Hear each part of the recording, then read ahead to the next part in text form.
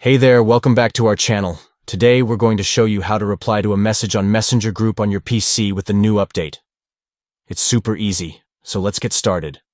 First, open your Messenger account on your PC. Make sure you are logged in and that you can see all your groups. Next, you'll need to find the group that contains the message you want to reply to. Scroll through your groups until you find the right one. Once you've located the message, hover over it with your mouse. You should see an arrow icon appear next to the message. Click on this arrow icon, or look for the reply option that pops up. A reply box will appear below the message. You can now type in your response. Take your time to craft the perfect reply, then hit the send button. And that's it. You've successfully replied to a message on Messenger group on your PC using the new update. It's a great way to keep the conversation going and stay connected with your friends and family. Thanks for watching. Don't forget to like and subscribe for more helpful tips and tutorials.